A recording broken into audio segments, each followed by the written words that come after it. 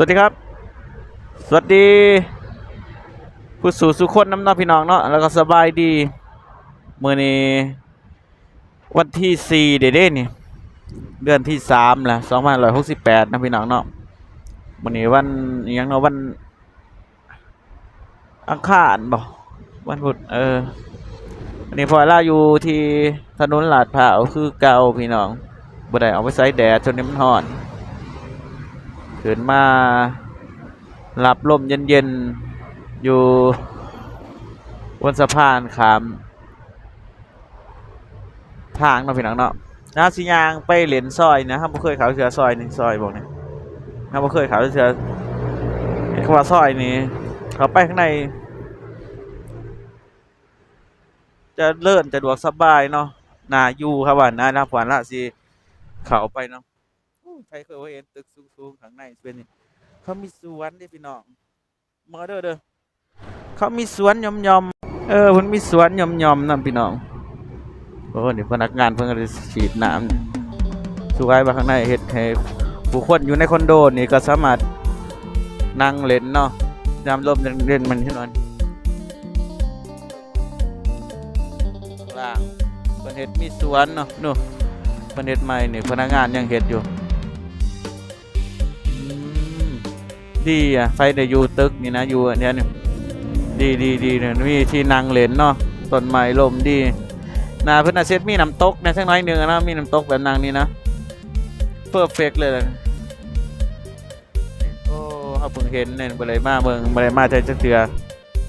มันตุ้นๆเนี่ยพี่น้องเฮ็ดใหม่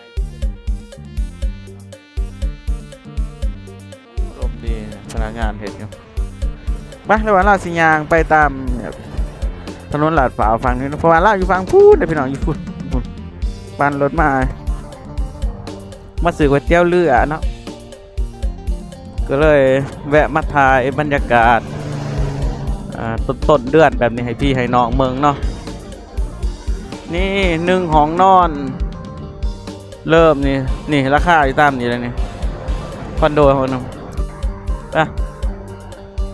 บรรยากาศนี่เป็นหลานยังโรงเรียนภาษาอังกฤษนี่โรงเรียนภาษาอังกฤษแล้วในห้องร้ายเนาะห้องว่างให้เช่ามันเป็นห้องนั้นเป็นแบบ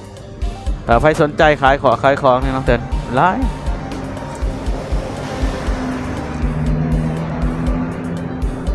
เนี่ยบรรยากาศกรุงเทพพี่น้องมื้อนี้วันอังคารเนาะวันคนทำบรรยากาศ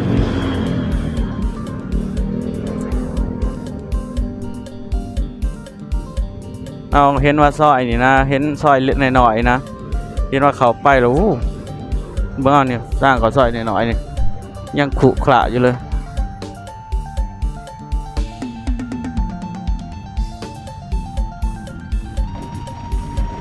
เท้าสีขาวไปเมืองได้พี่น้องนะ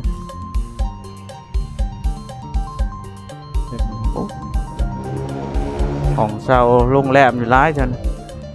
ซอยหน่อยๆก็จริงนะแต่เขามาเมืองเอาดูพี่น้องเนอะมีแต่ตึกอาคารสอนกันอยู่วารพัฒน์แมนชั่นมิลาน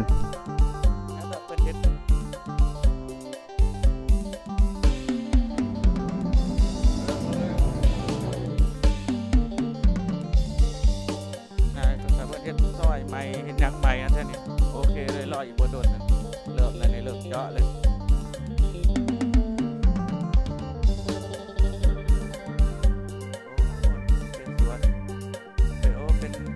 สนามบาสเกตบอลนี่เริ่มเจาะเลยพี่น้องแต่ประเทศใหม่เนาะเฮ็ดนี่วางท่อเตี้ยมาเนี่ยแต่ประเทศซอยนี่ใหม่นี่โอ้ย้านี่บอกได้ไอเดียว่าผู้คนก็จะลังไล่มาอยู่ตึกอาคารแทนนี่มันไม่ได้ตึกอาคารนะกับโรงพยาบาลเนาะนี่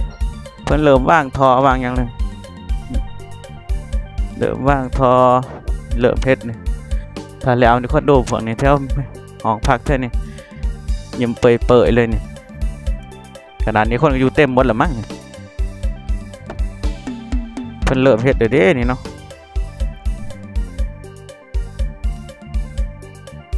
อันนี้มันไปทะลุใส่ซอยยังหน่อยเนาะ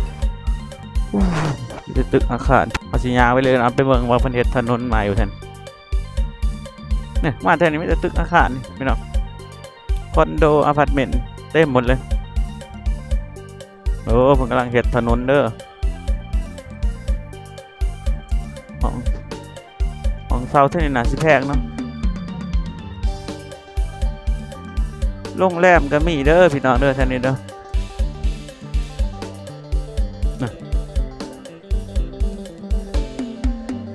นี่เพิ่นกำลังเฮ็ดซอยเพิ่นเฮ็ดแล้วนั่นนะนี่เพิ่นพาไปได้วะ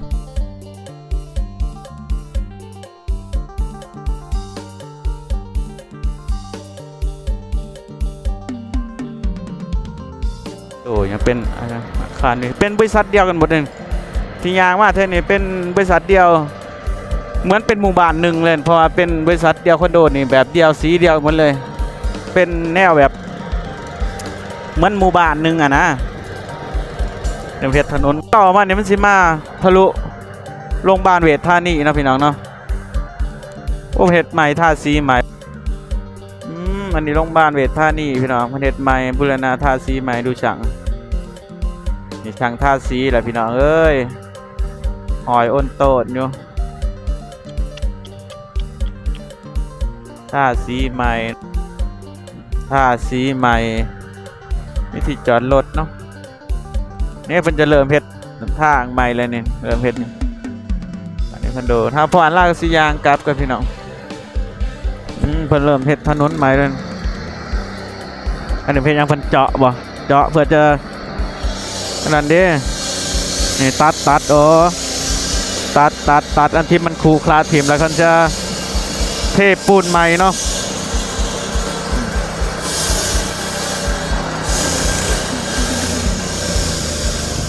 นี่แหละเมื่อเห็นนี่แหละนี่เห็นไหมพอเริ่มเจาะเริ่มเพชรแล้วเริ่มเจาะแล้วเพิ่นตัดแล้วก็จะเจาะแล้วก็เทปูนใหม่เหมือนที่พวันเล่าเคยไปให้เมืองแหละมันจะมีฝั่งนี่ขาวเนาะฝั่งนี่ขาวฝั่งนั้นดำเพิ่นเฮ็ดใหม่โอ้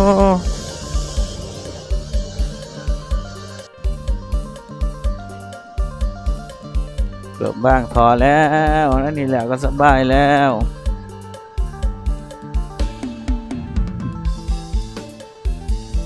เฮ็ดถนนหนทางใหม่ฝุ่นแท้นี่คนหนาแน่นหมดเลยนี่มีเป็นบริษัทเนาะทั้งหมดบริษัทอันนี้คือตึกใหญ่ตึกไว้โอ้โห